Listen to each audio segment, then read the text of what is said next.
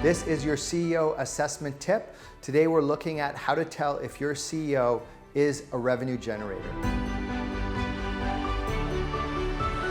The majority of people in the population are not revenue generators, and a lot of CEOs are operationally strong, or they may have come up through finance or through middle and back office functions.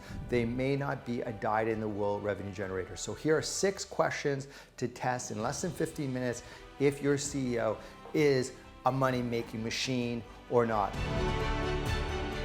The first question I like to start out with is an identity question and just allow the candidate to identify them for themselves if they are a revenue generator or not by simply asking, are you a revenue generator?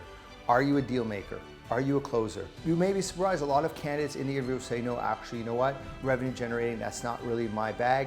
I have a chief commercial officer who drives that side for me. Or you might look at some real estate companies, for example, they'll be led by architects or engineers where they're really looking at the structure and design of a building, and then they outsource the sales to a broker. It's not necessary that your CEO is a revenue generator, and a lot of the CEOs right out of the gates will identify themselves as either not being one or they will say yes. The second question that I like to ask is, have you looked at our business? And if you have, what are the top 3 things that we could do to our company to increase our revenue? This is a very interesting question to ask because somebody who is a revenue generator will be brimming with ideas. So a real revenue generator, when you ask them that, they'll say, yes, I was looking at your company over the last few weeks, and here are 3 things that I would do. Number 1, I would get into da da da da da. Number 2, I would do this. Number 3, you could do that. They would just start developing ideas,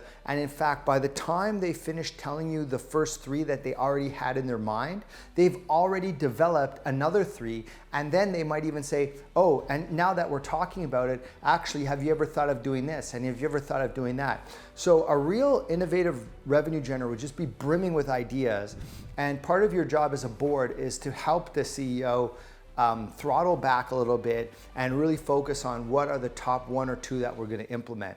Someone who's not a revenue generator, when you ask them this question, will say, well, that's something we need to research. You can't rush in. There's so many dynamics. We would have to look at it, and I would have to take a deeper analysis and do a SWOT analysis. And they start saying all of these things, and they're really buying themselves time because they don't have any money-making ideas. They don't have any revenue-generating ideas, and they never are. They never will. They're not a revenue generator. So if that's really one of the criteria that you need in your CEO, you need to let them go. I would just end it there. The third question that I would ask is, who is your customer and why do they buy from you? The CEO has to be able to answer this question if they are going to make any meaningful impact on the revenue generation side of the business. If you don't know who your customer is and you don't know why they buy from you, that's going to cause an issue. One of the things that you also want to look at is, how do they answer the question?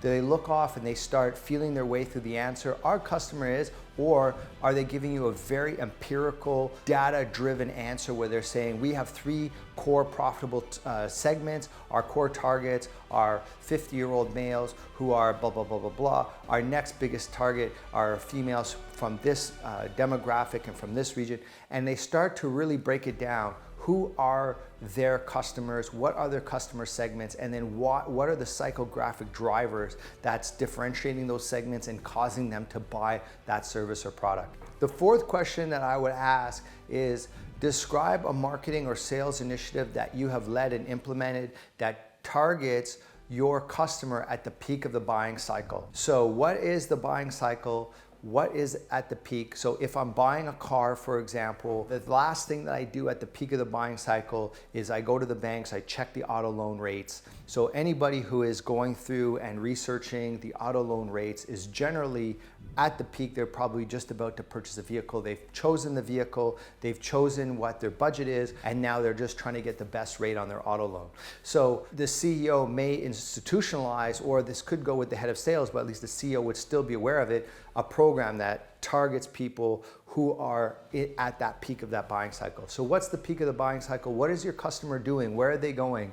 The last step just before they come and give you their money. And is your CEO creating programs that take advantage of that moment? This is where you can get a competitive advantage by really understanding who your customer is and what is the peak of their buying cycles. Question 5, this has really been taken from whenever I sit down with someone who's really in the top 1% of revenue generators, there's one thing that they all do, and that is utilizing HR, utilizing the learning and development program to build the right skills that their frontline staff need to close the deals. So the question is, describe a learning and development or training program that you championed that delivered an increase in sales or revenue. There's many things that the person can do or implement at this point. For example, one of the trainings that one of my candidates did was trained their sales staff on what's in their customer basket and to suggest substitutes for branded products to unbranded products that deliver a much higher profitability to the company.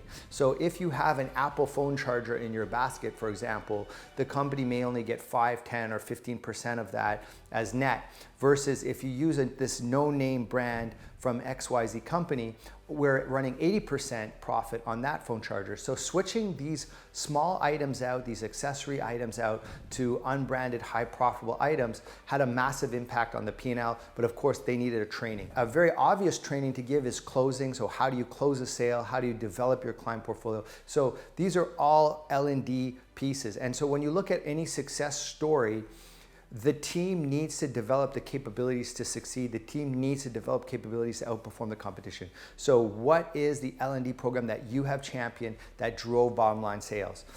All the top performing revenue generators that I have dealt with are active in this area. Question 6, the final question that I ask is, describe a time you maximize profitability per customer. This is a nice metric. This really separates the wheat from the chaff. So you're really at this point looking at what services, how can I upsell this customer? What can I actually do to maximize my transaction? If you ever buy something from the television, they put a lot of time in investing in this last point. So you call in to buy, the Jerry Springer video, and then they say, oh, by the way, we have this behind the scenes video for another $3. Why don't we add that into your bill? You're gonna love it. And then they start adding, and so what are the add-ons? Or you go to Sephora, when you go to the cash, you have all of these little trinkets, chapsticks, breath mints that you can pick up and add to your basket, and they're trying to maximize your profitability per transaction. Those are a few questions you can use to catch a CEO off balance. If you like those, you could pick up our book, CEO Assessment and Selection, which has over 400 questions that you can use in your CEO interviews. Also, on our book page, you can download a free sample of the book, and you can get a link to our book page in the description of this video.